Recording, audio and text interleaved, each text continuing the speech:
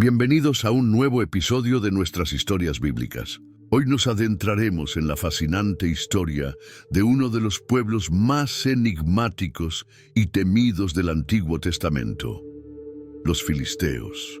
Cuando pensamos en los grandes enemigos de Israel, ningún pueblo ocupa un lugar tan prominente como los filisteos.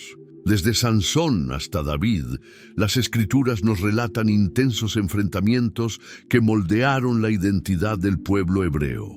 Pero ¿quiénes eran realmente estos temibles guerreros? ¿De dónde vinieron? ¿Qué los hacía tan poderosos? En este viaje histórico, descubriremos cómo un pueblo venido del mar estableció un imperio que desafió a Israel durante siglos. Exploraremos su cultura avanzada, su dominio del hierro y las grandes batallas que libraron contra los jueces y reyes de Israel. Y responderemos a una pregunta que muchos se hacen.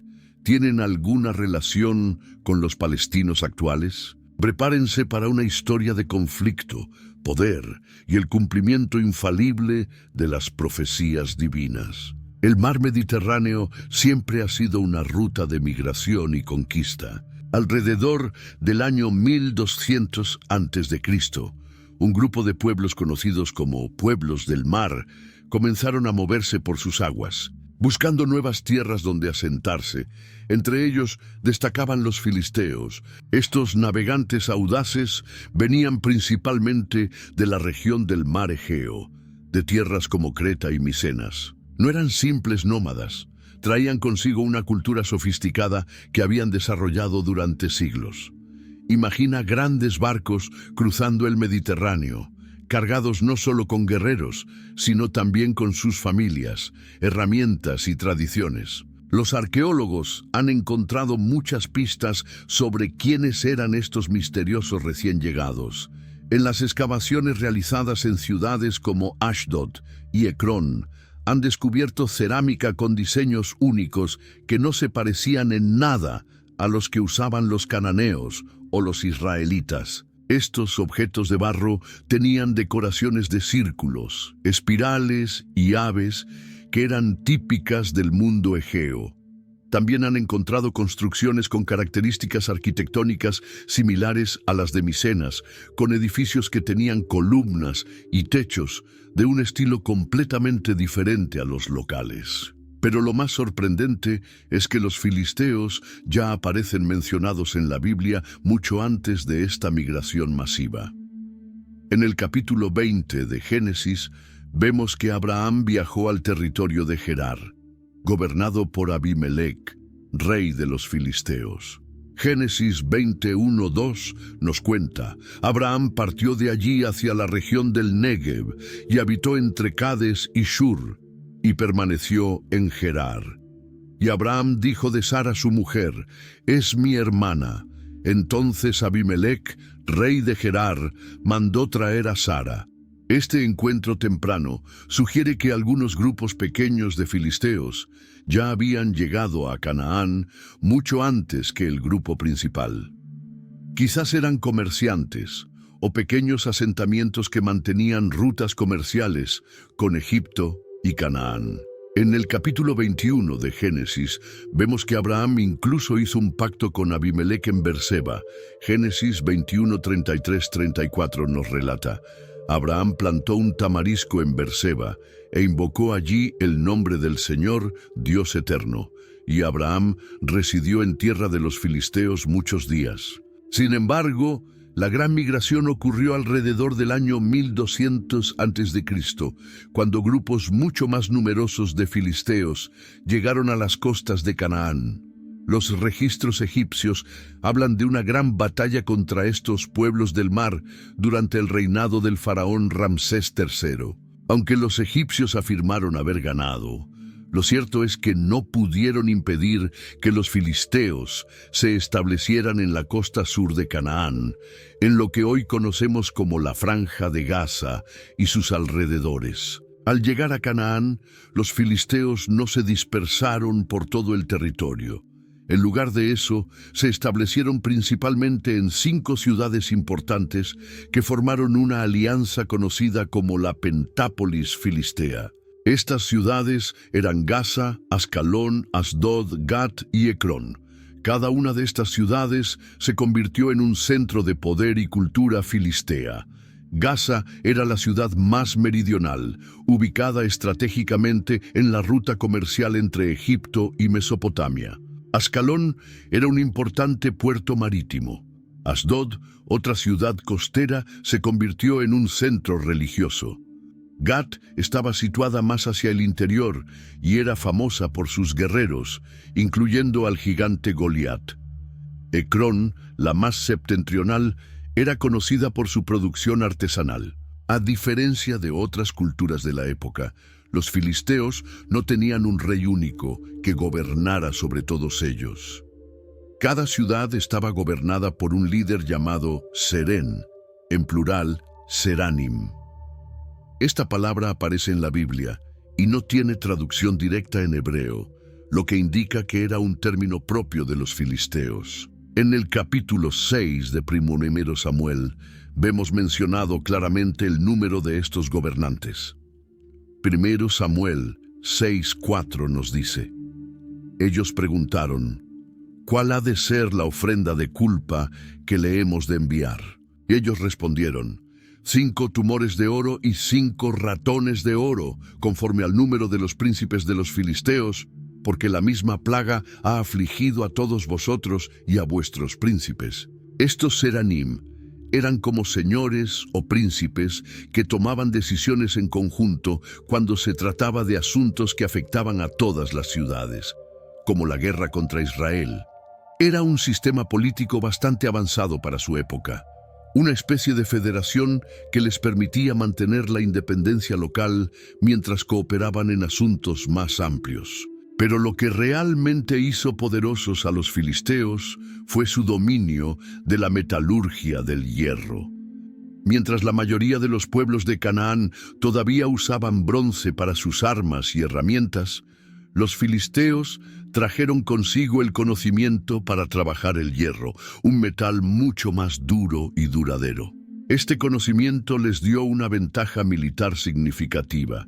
El capítulo 13 de 1 Samuel describe claramente este monopolio. 1 Samuel 13, 19, 22 nos relata: y no se hallaba herrero en toda la tierra de Israel, porque los filisteos habían dicho, no sea que los hebreos hagan espadas o lanzas. Por lo cual, todos los israelitas tenían que descender a los filisteos para afilar cada uno su reja de arado, su azadón, su hacha o su hoz. Y el precio era 2/3 de siclo por las rejas de arado y por los azadones, y 1/3 de siclo por afilar las hachas y por componer las aguijadas. Así aconteció que en el día de la batalla no se halló espada ni lanza en mano de ninguno del pueblo que estaba con Saúl y con Jonatán, excepto Saúl y su hijo Jonatán, que las tenían. Este control sobre la tecnología del hierro no solo les daba superioridad militar, sino también económica, ya que los israelitas se veían obligados a pagar a los filisteos para afilar sus herramientas agrícolas. Las ciudades filisteas pronto se convirtieron en centros urbanos prósperos. Construyeron murallas imponentes, templos para sus dioses, como Dagón en Asdod, y desarrollaron un comercio floreciente con otras regiones del Mediterráneo. Su ubicación en la costa les daba acceso directo a las rutas comerciales marítimas, lo que les permitía importar materias primas como metales y exportar productos manufacturados. La relación entre los filisteos e Israel no siempre fue hostil desde el principio. Durante la conquista de Canaán por parte de Josué, apenas se mencionan enfrentamientos con los filisteos. Sin embargo, a medida que ambos pueblos crecían y expandían su territorio, los conflictos se volvieron inevitables. Durante el período de los jueces, cuando Israel no tenía un gobierno central fuerte, los filisteos comenzaron a ejercer presión sobre las tribus israelitas vecinas, especialmente Dan y Judá. El capítulo 13 del libro de Jueces nos cuenta cómo comenzó este período de opresión. Jueces 13:1 nos dice: los hijos de Israel volvieron a hacer lo malo ante los ojos del Señor, y el Señor los entregó en manos de los filisteos por 40 años. Es en este contexto de opresión filistea cuando surge uno de los héroes más famosos de Israel, Sansón. Su historia comienza con el anuncio de su nacimiento milagroso a sus padres. El ángel del Señor se apareció a la esposa de Manoa, que era estéril, y le dio un mensaje específico. En Jueces 13:3-5 leemos: He aquí que tú eres estéril y no has tenido hijos, pero concebirás y darás a luz un hijo.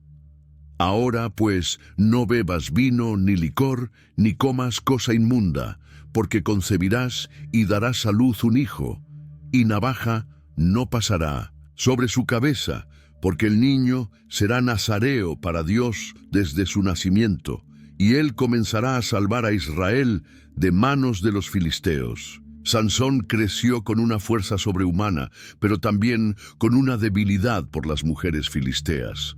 Su historia está llena de hazañas impresionantes contra los filisteos. En Jueces 15 vemos cómo, usando solo un hueso, logró una victoria impresionante. Jueces 15:16 relata: y halló una quijada de asno fresca aún, y extendió su mano y la tomó, y mató con ella a 1000 hombres. Entonces Sansón dijo: con la quijada de un asno, un montón, 2 montones. Con la quijada de un asno he matado a 1000 hombres. En otra ocasión, mostró su fuerza extraordinaria en la ciudad de Gaza. Jueces 16:3 nos cuenta: mas Sansón durmió hasta la medianoche, y a la medianoche se levantó, y tomando las puertas de la ciudad con sus 2 pilares y su cerrojo, se las echó al hombro, y se las llevó a la cumbre del monte que está delante de Hebrón. Sin embargo, su amor por Dalila lo llevó a revelar el secreto de su fuerza, lo que resultó en su captura. Aun así, en su muerte, Sansón logró una última victoria. Jueces 16:30 nos relata sus palabras finales: y Sansón dijo: muera yo con los filisteos. Entonces se inclinó con todas sus fuerzas, y el edificio cayó sobre los príncipes y sobre todo el pueblo que estaba en él. Y los que mató al morir fueron muchos más que los que había matado durante su vida. Otro juez que luchó contra los filisteos fue Samgar, aunque su historia se cuenta muy brevemente en el libro de Jueces. Jueces 3:31 nos dice: después de él vino Samgar, hijo de Anat, el cual mató a 600 hombres de los filisteos con una aguijada de bueyes, y él también salvó a Israel. Una aguijada de bueyes era simplemente un palo largo con punta afilada que se usaba para dirigir a los bueyes mientras araban. Que Samgar usara esta herramienta agrícola como arma sugiere que los israelitas realmente carecían de armas adecuadas debido al monopolio filisteo del hierro. Uno de los episodios más dramáticos en el conflicto entre Israel y los filisteos fue la captura del Arca de la Alianza. El capítulo 4 de 1 Samuel nos cuenta cómo, después de sufrir una derrota inicial, los israelitas tomaron una decisión desesperada. 1 Samuel 4:3 relata: enviemos pues a Silo, y traigamos de allá el arca del pacto del Señor, para que estando entre nosotros nos salve de manos de nuestros enemigos. Sin embargo, el plan no funcionó como esperaban. Los filisteos, aunque temerosos al principio, se llenaron de valor y lucharon con más ímpetu. 1 Samuel 4:8-9 nos muestra su reacción. ¡Ay de nosotros! ¿Quién nos librará de la mano de estos dioses poderosos? Estos son los dioses que hirieron a los egipcios con toda clase de plagas en el desierto. Esforzaos, oh filisteos, y sed hombres, para que no sirváis a los hebreos como ellos os han servido a vosotros. Sed hombres y pelead.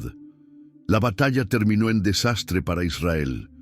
No solo fueron derrotados, sino que el arca fue capturada, y los hijos del sacerdote Elí, Ofni y Finés murieron.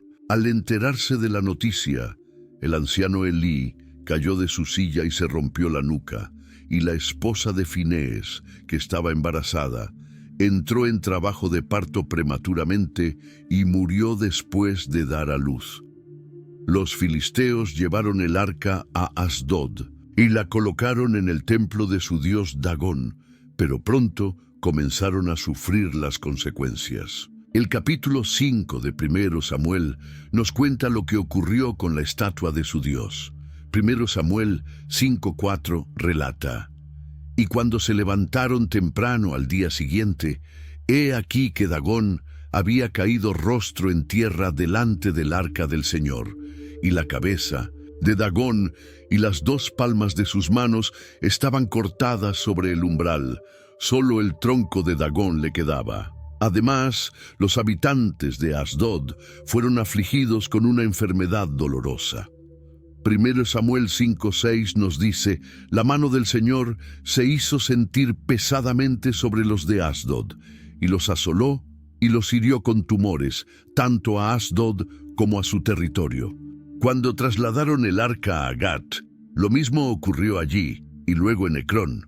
Finalmente, después de 7 meses, los filisteos decidieron devolver el arca a Israel, junto con una ofrenda de culpa: 5 tumores de oro y 5 ratones de oro, 1 por cada ciudad filistea.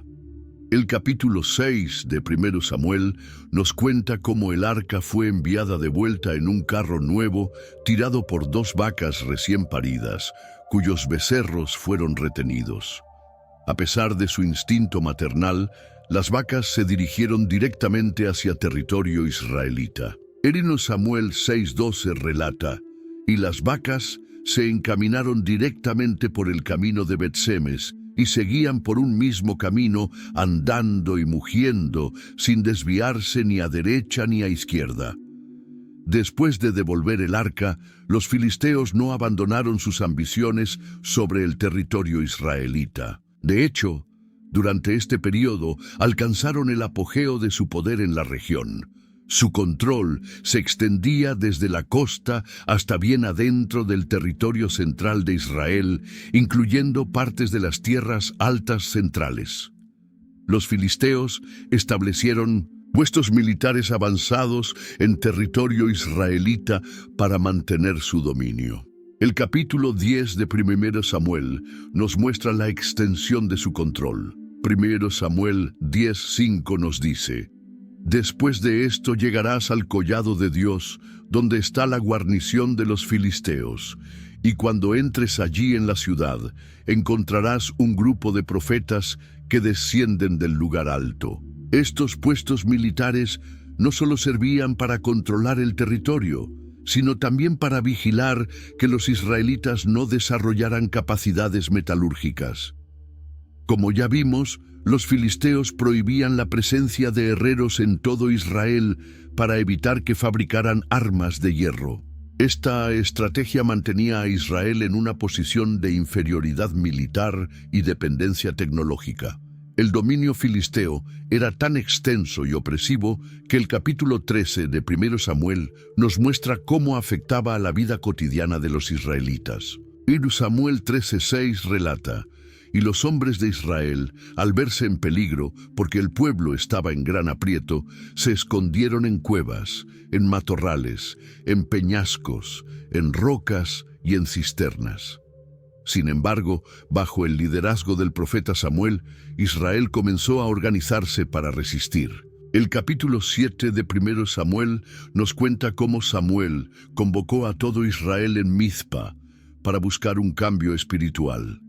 1 Samuel 7:3 nos dice: y Samuel habló a toda la casa de Israel, diciendo: si os volvéis al Señor de todo vuestro corazón, quitad de entre vosotros los dioses extranjeros y las Astarot, y preparad vuestro corazón al Señor, y servidle solo a Él, y Él os librará de mano de los filisteos. Los filisteos, al enterarse de esta reunión, la interpretaron como un acto de rebelión y marcharon contra Israel. 1 Samuel 7:7 relata: Cuando los filisteos oyeron que los hijos de Israel se habían reunido en Mizpa, los príncipes de los filisteos subieron contra Israel. Y oyéndolo, los hijos de Israel tuvieron temor de los filisteos. Samuel ofreció un sacrificio y clamó al Señor por Israel, y Dios respondió de manera dramática.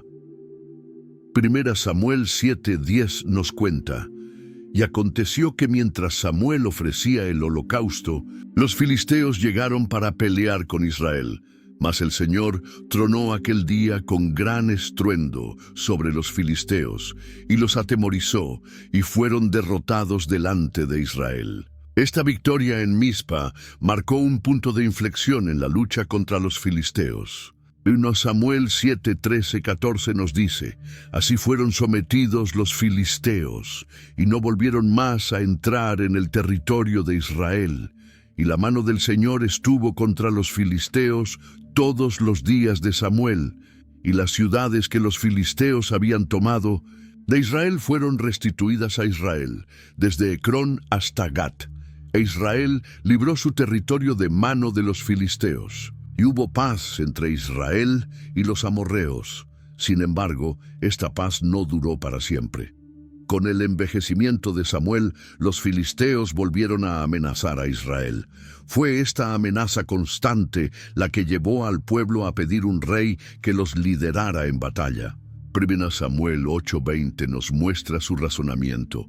Y nosotros seremos también como todas las naciones, y nuestro rey nos juzgará, y saldrá delante de nosotros, y peleará nuestras batallas. El clamor por un rey surgió en gran parte del deseo de tener un líder militar fuerte que pudiera oponerse eficazmente a los filisteos. El pueblo veía cómo otras naciones tenían reyes que lideraban sus ejércitos, y querían lo mismo. Esta petición llevaría eventualmente a la unción de Saúl como el primer rey de Israel, marcando el fin del período de los jueces y el comienzo de la monarquía. A pesar de la victoria en Mizpa y la posterior restauración de algunas ciudades israelitas, los filisteos seguían siendo una amenaza formidable.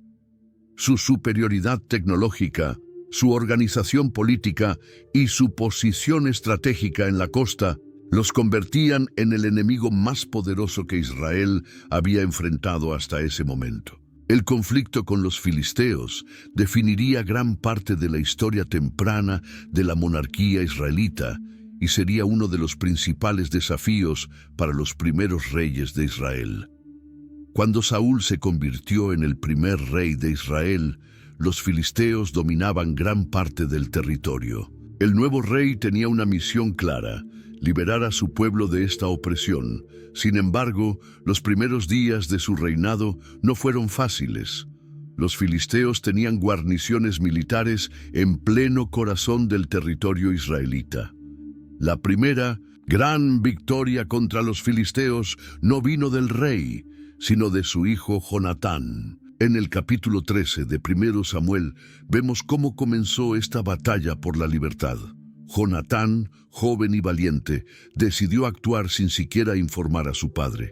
1 Samuel 13:3 nos cuenta: y Jonatán atacó la guarnición de los filisteos que había en Geba, y lo oyeron los filisteos. Entonces Saúl hizo tocar trompeta por todo el país, diciendo: oigan los hebreos. Este ataque sorpresa desencadenó una respuesta inmediata de los filisteos, que movilizaron un ejército enorme. El texto bíblico describe su impresionante fuerza en 1 Samuel 13:5, y los filisteos se reunieron para pelear contra Israel. 30,000 carros, 6,000 hombres de a caballo y pueblo numeroso como la arena que está a la orilla del mar. Y subieron y acamparon en Micmas, al oriente de Bet-aven. Frente a semejante amenaza, muchos israelitas se escondieron en cuevas y otros huyeron más allá del Jordán.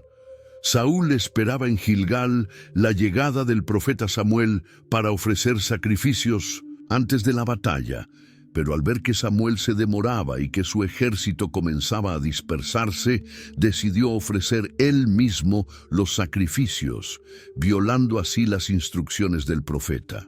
Después de este incidente, Saúl marchó con sus hombres hacia Gibeá de Benjamín. El número de sus guerreros había quedado reducido a apenas 600. Mientras tanto, los filisteos enviaban destacamentos para saquear el territorio israelita. La situación parecía desesperada, pero Jonatán nuevamente dio un paso audaz.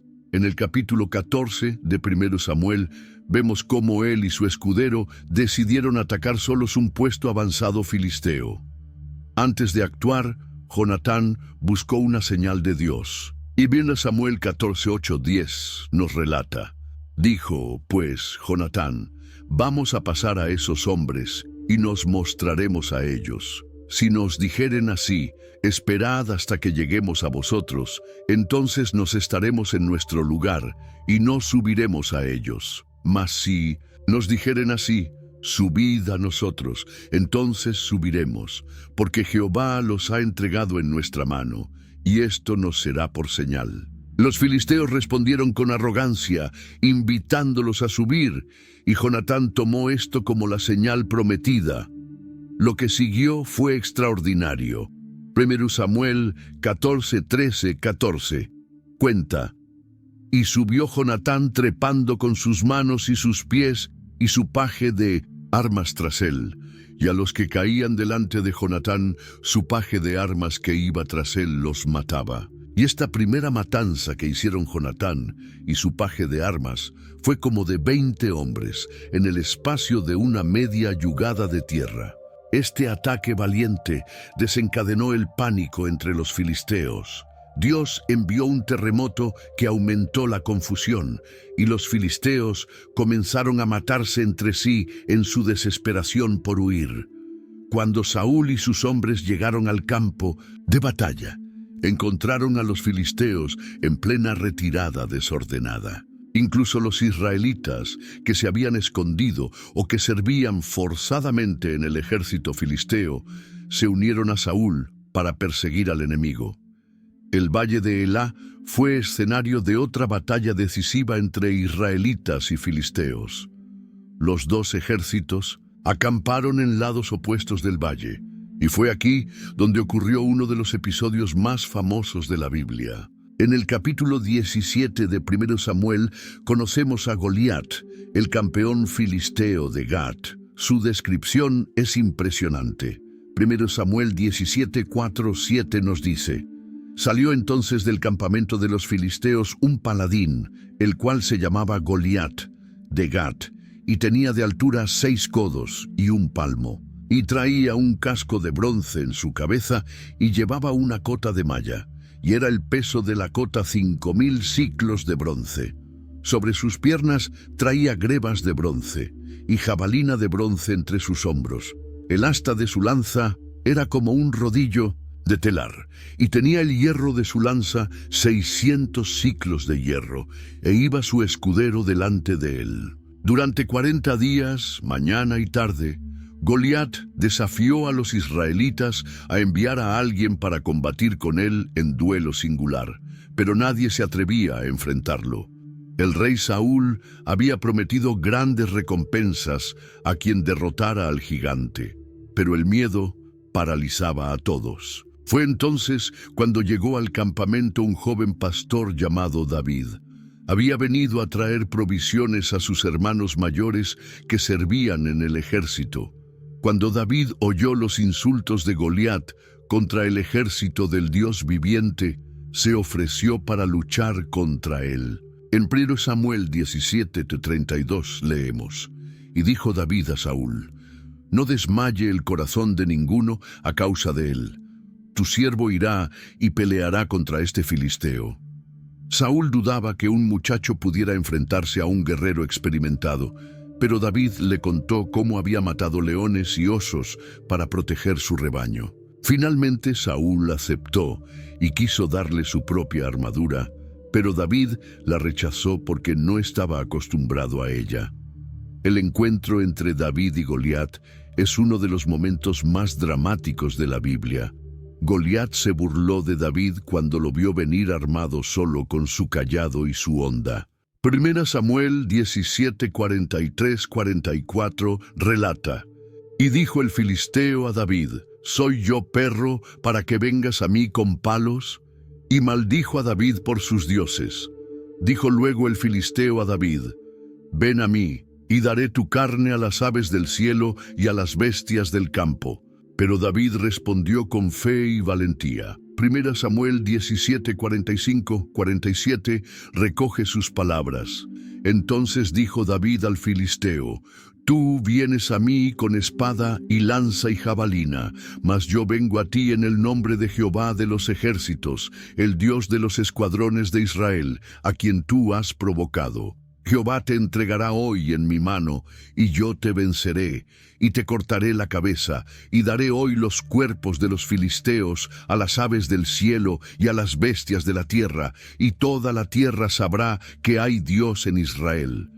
Y sabrá toda esta congregación que Jehová nos salva con espada y con lanza, porque de Jehová es la batalla, y Él os entregará en nuestras manos. Lo que siguió fue asombroso.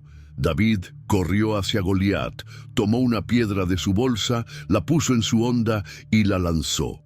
La piedra se hundió en la frente del gigante, que cayó de bruces. David corrió, tomó la espada de Goliat y le cortó la cabeza con ella. Al ver muerto a su campeón, los filisteos huyeron, y los israelitas los persiguieron hasta las puertas de Ecrón y Gat, saqueando luego su campamento. Esta victoria catapultó a David a la fama en Israel, pero también despertó los celos de Saúl, que comenzó a verlo como una amenaza para su trono. A pesar de algunos éxitos iniciales, el reinado de Saúl terminó en tragedia. Los filisteos seguían siendo una amenaza constante y finalmente reunieron sus fuerzas para una gran batalla en el monte Gilboa. El capítulo 31 de Primero Samuel nos cuenta el triste final del primer rey de Israel. Los filisteos presentaron batalla en las laderas del monte Gilboa y el ejército israelita fue derrotado. Primero Samuel 31, 1-4 relata: Los filisteos, pues, pelearon contra Israel, y los de Israel huyeron delante de los filisteos, y cayeron muertos en el monte de Gilboa. Y siguiendo los filisteos a Saúl y a sus hijos, mataron a Jonatán, a Abinadab y a Malquisúa, hijos de Saúl.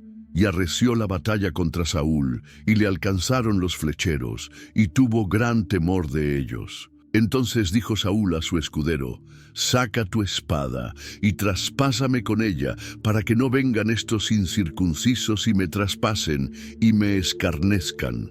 Mas su escudero no quería, porque tenía gran temor. Entonces tomó Saúl su propia espada y se echó sobre ella. El escudero de Saúl, al ver que su señor había muerto, también se suicidó. Al día siguiente, cuando los filisteos volvieron para despojar a los caídos, encontraron los cuerpos de Saúl y sus hijos.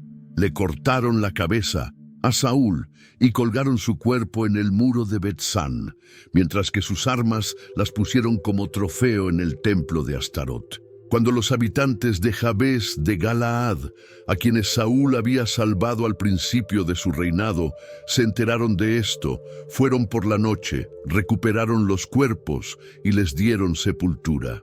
Después de la muerte de Saúl, David fue ungido rey de Judá en Hebrón, mientras que Isboset, hijo de Saúl, reinaba sobre el resto de Israel. Durante este período de división, David necesitaba protegerse no solo de la casa de Saúl, sino también de los filisteos. Curiosamente, antes de convertirse en rey, David había encontrado refugio entre esos mismos filisteos cuando huía de Saúl. El capítulo 27 de Primera Samuel nos cuenta cómo David, perseguido incansablemente por Saúl, tomó una decisión desesperada. Primera Samuel 27, 1-2 dice: Dijo luego David en su corazón: Al fin seré muerto algún día por la mano de Saúl. Nada por tanto me será mejor que fugarme a la tierra de los filisteos, para que Saúl no se ocupe de mí y no me ande buscando más por todo el territorio de Israel. Y así escaparé de su mano. Se levantó, pues, David, y con los 600 hombres que tenía consigo, se pasó a Aquis, hijo de Maoc, rey de Gat. Es sorprendente que David buscara refugio precisamente en Gat, la ciudad de Goliat, a quien él había matado. Pero David había estado allí antes, aunque en aquella ocasión tuvo que fingir locura para escapar. Esta vez, sin embargo, venía con un séquito de guerreros, y el rey Aquis lo recibió como a un valioso aliado contra Saúl. Después de un tiempo, David pidió a Aquis un lugar propio donde establecerse con su gente, ya que vivir en la ciudad real le resultaba incómodo. En 1 Samuel 27:6 leemos: «Y aquel día Aquis le dio Siclag. Por esta causa Siclag fue de los reyes de Judá hasta hoy». Esta concesión fue muy importante para David, ya que le dio un lugar desde donde operar con cierta independencia. Durante su estancia en territorio filisteo, David realizaba incursiones contra otros pueblos enemigos de Israel, como los amalecitas, pero hacía creer a Aquis que atacaba a los israelitas. De este modo, ganó cada vez más la confianza del rey filisteo, que pensaba tener en David a un servidor leal. Cuando los filisteos se preparaban para la gran batalla contra Saúl en Gilboa, Aquis quiso que David y sus hombres los acompañaran. Sin embargo, los otros príncipes filisteos desconfiaban de David y temían que se volviera contra ellos en medio de la batalla.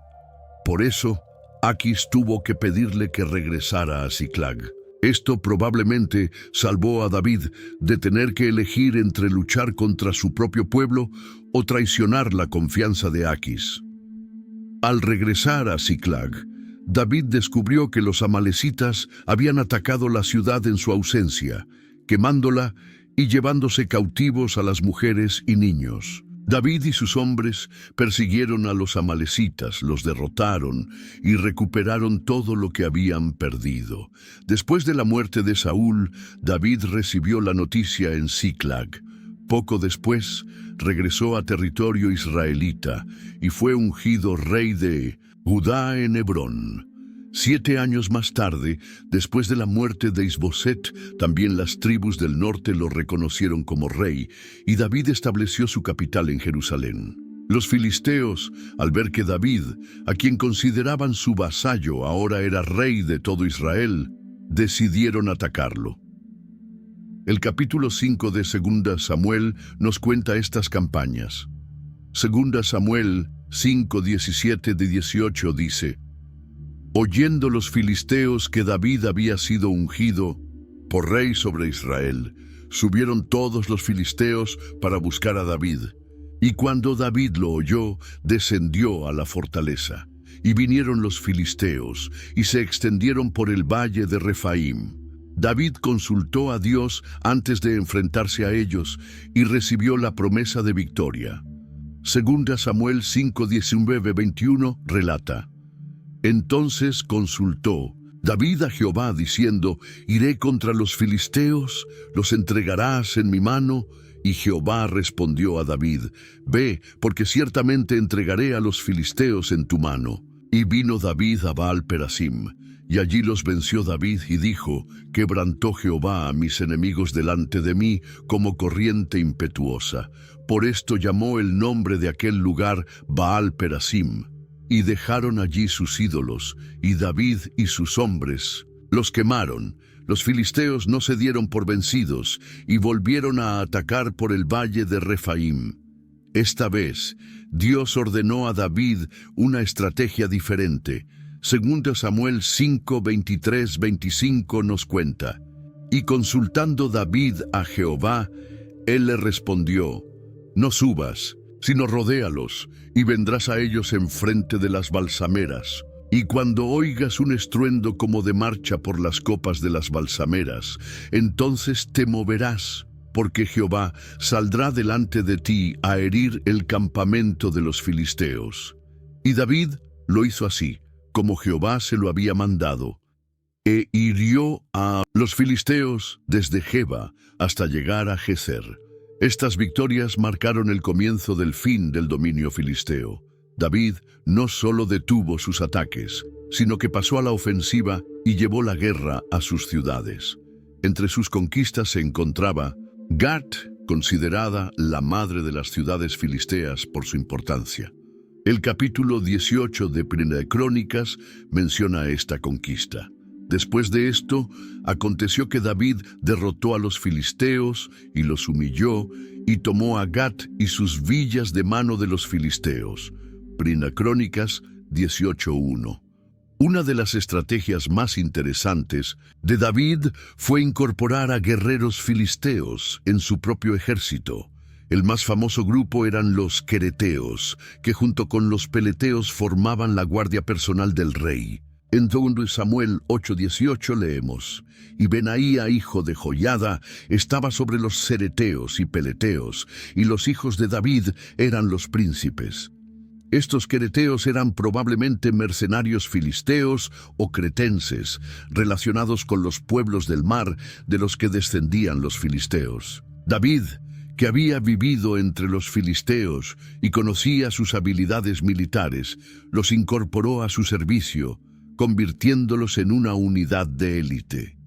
La guardia de quereteos y peleteos se mantuvo leal a David incluso durante la rebelión de Absalón, y más tarde apoyó a Salomón cuando hubo disputa por la sucesión. Primero Reyes 1:38 nos dice: y descendieron el sacerdote Sadoc, el profeta Natán, Benaía hijo de Joiada, y los cereteos y peleteos, y montaron a Salomón en la mula del rey David, y lo llevaron a Gión. La paz que David había logrado imponer sobre los filisteos continuó durante gran parte del reinado de Salomón, pero no duró para siempre. Ya durante los últimos años de Salomón, cuando el reino comenzaba a mostrar signos de debilidad, se produjeron algunas revueltas en las zonas fronterizas, incluido el territorio filisteo.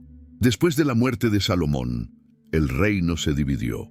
Las 10 tribus del norte formaron el reino de Israel con capital en Samaria, mientras que Judá y Benjamín permanecieron leales a la casa de David, formando el reino de Judá con capital en Jerusalén. Esta división debilitó a ambos reinos frente a sus enemigos, incluidos los filisteos, que comenzaron a recuperar parte de su antigua fuerza. Durante el reinado de Jorán en Judá, los filisteos realizaron incursiones devastadoras en el territorio judaíta. El libro de 2 Crónicas nos cuenta estos ataques. En 2 Crónicas 21, 16-17 dice: asimismo, Jehová despertó contra Jorán el espíritu de los filisteos y de los árabes que estaban junto a los etíopes, y subieron contra Judá e invadieron la tierra y tomaron todos los bienes que hallaron en la casa del rey y a sus hijos y a sus mujeres. Y no le quedó más hijo, sino solamente Joacás, el menor de sus hijos. Estas incursiones mostraban que los filisteos, aunque ya no eran la potencia dominante que habían sido antes de David, seguían siendo capaces de causar graves daños cuando las circunstancias les eran favorables. Otro momento de resurgimiento filisteo se produjo durante el reinado de Acaz en Judá. Este rey fue uno de los peores en la historia de Judá, introduciendo prácticas idolátricas y llevando al reino a una crisis espiritual y política. En castigo, Dios permitió que varios enemigos atacaran a Judá, incluidos los filisteos. En 2 Crónicas 28:18 leemos: asimismo, los filisteos se habían extendido por las ciudades de la Cefela y del Negev de Judá, y habían tomado Bet-Semes, Ajalón, Gederot, Soco con sus aldeas, Timna con sus aldeas y Quimso con sus aldeas, y habitaban en ellas. Estas ciudades estaban en la región occidental de Judá, la más cercana al territorio tradicional filisteo, lo que indica que los filisteos estaban recuperando territorios que habían perdido siglos antes. No todos los reyes de Judá fueron tan débiles como Jorán o Acaz. Algunos, como Usías, llevaron a cabo campañas exitosas contra los filisteos. El 2 Crónicas 26, 6, 7 nos cuenta sus logros. Y salió y peleó contra los filisteos, y rompió el muro de Gat, y el muro de Jabnia, y el muro de Asdod, y edificó ciudades en Asdod y en tierra de los filisteos. Y Dios le dio ayuda contra los filisteos, y contra los árabes que habitaban en Gur-Baal, y contra los amonitas. Usías no solo derrotó a los filisteos en batalla, sino que derribó las murallas de algunas de sus principales ciudades, incluida Asdod, una de las 5 ciudades de la Pentápolis filistea. Además, construyó ciudades israelitas en territorio filisteo, revirtiendo así la tendencia de las incursiones filisteas en Judá. Mientras Judá alternaba períodos de conflicto y paz con los filisteos, el reino del norte establecía ocasionalmente relaciones comerciales y alianzas temporales. Con ellos, estas alianzas a veces estaban dirigidas contra Judá, ya que Israel y Judá frecuentemente estaban en conflicto entre sí. El profeta Amós, que predicó principalmente en el reino del norte, denunció estas alianzas con los filisteos como contrarias a la voluntad de Dios. La cercanía geográfica y los intereses comerciales compartidos facilitaban estas relaciones, especialmente en tiempos de paz. Aunque los filisteos tuvieron momentos de resurgimiento durante la monarquía dividida, su poder nunca volvió a ser lo que había sido antes de David. Con el tiempo, fueron perdiendo cada vez más terreno frente a otros pueblos y imperios de la región. Durante el reinado de Ezequías en Judá, este piadoso rey llevó a cabo ataques exitosos contra los filisteos. En 2 Reyes 18:8 leemos: asoló también a los filisteos hasta Gaza y sus fronteras, desde las torres de las atalayas hasta la ciudad fortificada. Esta campaña mostró que, cuando Judá era fiel a Dios y tenía un liderazgo fuerte, todavía podía dominar a sus antiguos enemigos. Sin embargo, el verdadero declive de los filisteos vino con la llegada de los grandes imperios mesopotámicos a la región. Primero los asirios y luego los babilonios conquistaron tanto Israel y Judá como las ciudades filisteas. Estos imperios tenían una política de deportación masiva, trasladando poblaciones enteras de un lugar a otro para romper las identidades nacionales y prevenir rebeliones. Los asirios, bajo Sargón II y Sennacherib, conquistaron la mayoría de las ciudades filisteas. Gaza, Ascalón y Asdod se convirtieron en estados vasallos, obligados a pagar tributo al imperio asirio.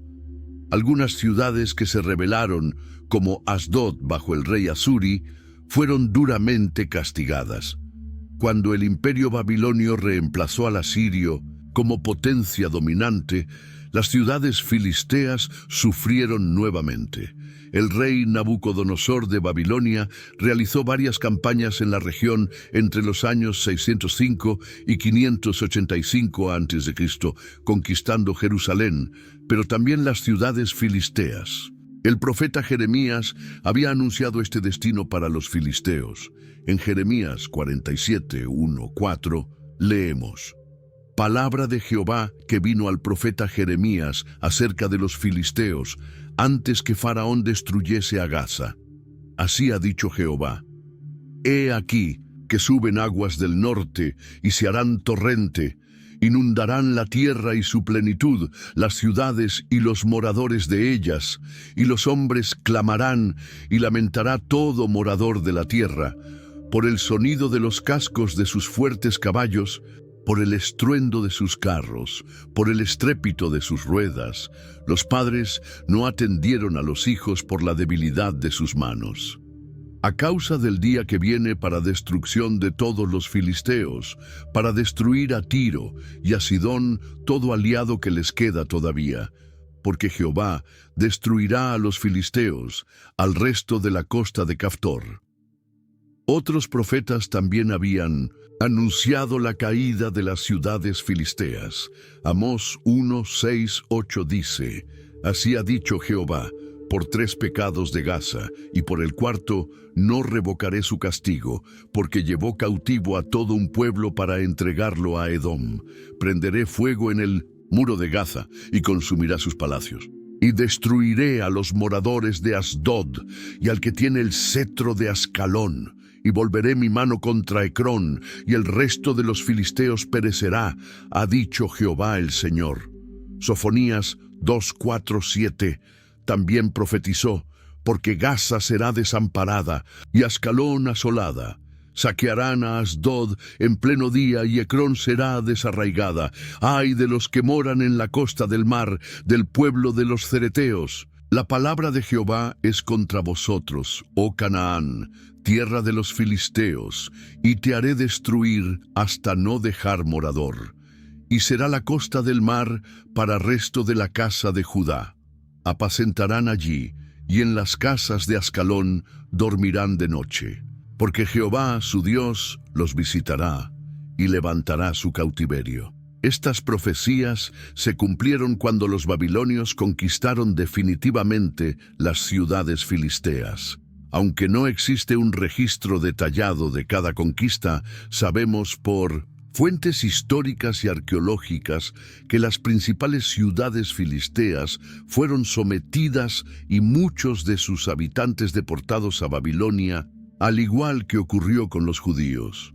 Durante el período persa que siguió al babilonio, las antiguas ciudades filisteas continuaron existiendo, pero su carácter distintivo se fue diluyendo.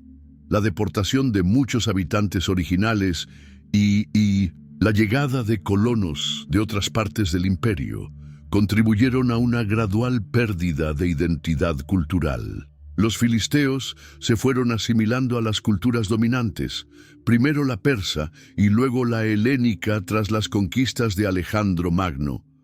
Cuando los griegos llegaron a la región, encontraron en las antiguas ciudades filisteas a poblaciones ya parcialmente helenizadas, lo que facilitó su asimilación a la cultura griega. Ciudades como Gaza, Ascalón y Asdod se convirtieron en importantes centros comerciales y culturales del mundo helenístico, pero ya no eran reconocibles como filisteas en el sentido bíblico. A pesar de su desaparición como pueblo distintivo, los filisteos dejaron un legado importante tanto en la historia bíblica como en la región en general. Sus contribuciones culturales y tecnológicas fueron significativas, especialmente en áreas como la metalurgia, la cerámica y la arquitectura. La introducción y dominio de la tecnología del hierro por parte de los filisteos tuvo un impacto duradero en toda la región. Aunque inicialmente mantuvieron el monopolio de esta tecnología para asegurar su ventaja militar sobre los israelitas, con el tiempo estas técnicas se difundieron a los pueblos vecinos, incluyendo a Israel, que bajo David y Salomón desarrolló su propia industria metalúrgica. El término Palestina tiene su origen en Filistea. Cuando los romanos aplastaron la rebelión judía en el siglo II d.C., quisieron borrar el nombre de Judea que recordaba a los judíos. Así, llamaron a la provincia Siria Palestina, basándose en el nombre de los antiguos filisteos, aunque para entonces ya hacía siglos que habían dejado de existir como pueblo diferenciado. Con el tiempo, las antiguas ciudades filisteas se transformaron gradualmente en centros urbanos de carácter greco-fenicio.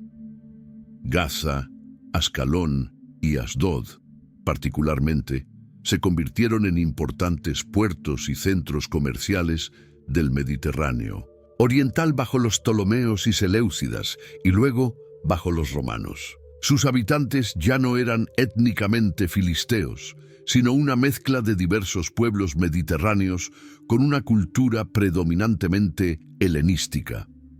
Las excavaciones arqueológicas modernas en lugares como Ashdod, Ascalón, Ecrón, Telmicne y Gat Tel Es-Safi han arrojado luz sobre la cultura material de los filisteos. Los arqueólogos han descubierto restos de cerámica, edificios, armas y objetos religiosos que confirman muchos de los detalles mencionados en la Biblia sobre este pueblo.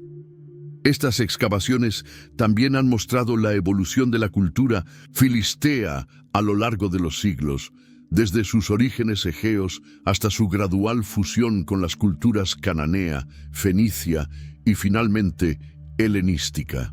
Quizás el legado más duradero de los filisteos está en cómo ayudaron a moldear la identidad nacional israelita.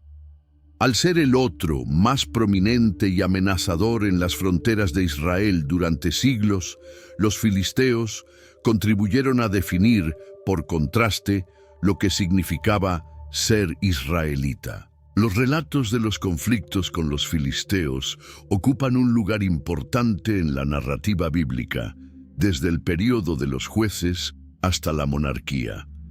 Héroes como Sansón, Samuel, Saúl y especialmente David se definieron en gran parte por su oposición a los filisteos. La victoria de David sobre Goliat no es solo una historia de valentía individual, sino también un símbolo de cómo Israel, aunque más pequeño y aparentemente más débil, podía triunfar sobre sus enemigos más poderosos cuando confiaba en Dios. Estas historias formaron parte esencial de la autocomprensión de Israel como pueblo elegido de Dios.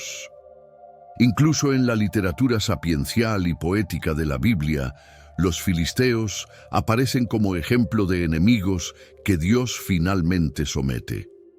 En el 1900, Salmo 68, por ejemplo, leemos: Moab es la vasija en que me lavo, sobre Edom echaré mi calzado, me regocijaré sobre Filistea. Estas referencias muestran cuán profundamente estaba arraigada la imagen de los filisteos como adversarios en la conciencia colectiva de Israel. Hemos llegado al final de nuestro viaje a través de la historia de los filisteos, uno de los pueblos más importantes y fascinantes de la narrativa bíblica. Los filisteos no fueron simplemente antagonistas en la historia de Israel. Fueron una pieza fundamental en el desarrollo del pueblo de Dios. A través de sus conflictos con Israel, Dios moldeó a su pueblo, levantó jueces y reyes, y mostró su poder y fidelidad una y otra vez. Sin los filisteos, no tendríamos las historias de Sansón que nos enseñan sobre la fuerza y la debilidad humana. No conoceríamos el relato de David y Goliat, que nos muestra cómo la fe puede vencer a los gigantes que enfrentamos en la vida. Y no entenderíamos completamente cómo Dios guió a Israel desde un conjunto de tribus hasta convertirse en un reino unificado bajo David. Incluso en su desaparición eventual, los filisteos nos enseñan sobre la soberanía de Dios en la historia. Las profecías contra ellos se cumplieron, demostrando que la palabra de Dios permanece fiel aun cuando pasan siglos. Amigo que me estás viendo, espero que esta historia te haya ayudado a comprender mejor la Biblia y a ver cómo cada detalle en las Escrituras forma parte de un plan divino mayor.